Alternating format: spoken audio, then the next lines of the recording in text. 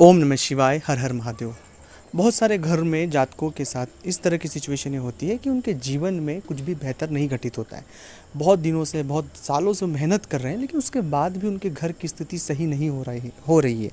उनसे नीचे, उनसे कम वो लोग बहुत आगे तक जा रहे हैं, लेकिन हमारे घर में न जाने क्यों क्या ऐसी स्थितियाँ हैं कि चीज़ें ख़राब होती है। दूसरा यह भी कारण है कि घर के लोगों में बहुत अनबन बनी रहती है।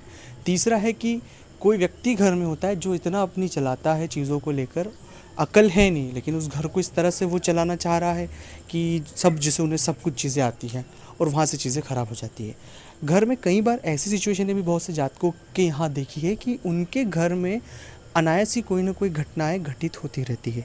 जैसे मान लीजिए कोई दुर्घटना हो गई, कोई विवाद हो गया, कोई ना कोई इस तरह का खर्च आ गया, कोई धोखाधड़ी हो गई, आग से हानि हो गई, मतलब नुकसान किसी भी चीज़ से कभी भी उनके यहाँ आते ही रहता है। यह सभी परिस्थितियाँ सामान्य स्थितियों में मैं नहीं कह रहा हूँ कि ये सामान्य रूप से छोटा मोटा नुकसान हमेशा होता रहे, लेकिन यह तो बहुत ज़्यादा ही हद तक हमें परेशान कर रहा है। मैं फिर कह रहा हूँ कि ये जितनी सारी स्थितियाँ मैंने आपके साथ साझा की कि कर रहा हूँ, ये सामान्य परिस्थितियों में कर रहा हूँ। और अगर जो परिस्थितियाँ मैं आपको बता रहा हूँ या आपसे जुड़ी हुई है, जिसमें आप इंक्लूड हो या आपके साथ ऐसा हो रहा है, आपके आसपास किसी व्यक्ति के साथ इस तरह की चीज़ें हो रही है, तो यह वीडियो आपको पूरा देखना चाहिए, क्योंकि यह परेशानी तो मेरा बताने का उद्देश्य था ही सही, जिससे आप समझ पाए, लेकिन समाधान सबसे बड़ी बात होती है कि यह परेशानी बहुत महीनों से, कई बार पीढ़ियों तक चलती है और व्यक्ति उन्हें समझ नहीं पाता है और बस उन हालातों में गुथ जाता है और वो निकल नहीं पाता है, बहुत परेशान हो जाता है, बहुत हताश हो जाता है, निराश हो जाता है, बहुत बार चीज़ें ख़राब हो जाती हैं। ऐसी परिस्थिति अगर किसी भी जातक के साथ है तो मूल रूप से उसे अपने घर में नियमित रामायण का पाठ करना शुरू करना चाहिए। अब मैं ये बात क्यों कह रहा हूँ रामायण का पाठ करने की? जहाँ रामायण का पाठ होता है वहाँ दरिद्रता का नाश होता है। दरअसल घर में बहुत ज़्यादा नकारात्मकता होने की वजह से बहुत ज़्यादा नेगेटिव वाइब्रेशन हमारे घर में हो जाता है।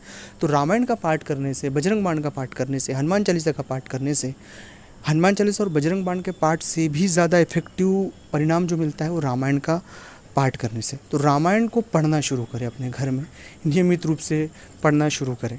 अब जब आप रामायण पढ़ेंगे तो भगवान हनुमान जी महाराज उसे श्रवण करने आते हैं, और जब हनुमान जी महाराज श्रवण करने जिस घर में आते हैं तो वहाँ पर बहुत सारी परेशानियाँ स्वाभाविक रूप से ख़त्म हो जाती है। ये बहुत, मैं खुद अपने निजी तौर पर भी ये प्रयोग करता हूँ, रामायण का पाठ करता हूँ नियमित रूप से, तो यह बहुत बड़ा आपके साथ अनुभव साझा कर रहा हूँ मैं। तो ये हमेशा देखना, 7 दिन, 10 दिन, 11 दिन, 15 दिन, आपको 1 महीने के भीतर अपने घर में बहुत से बदलाव देखने को मिलेगा।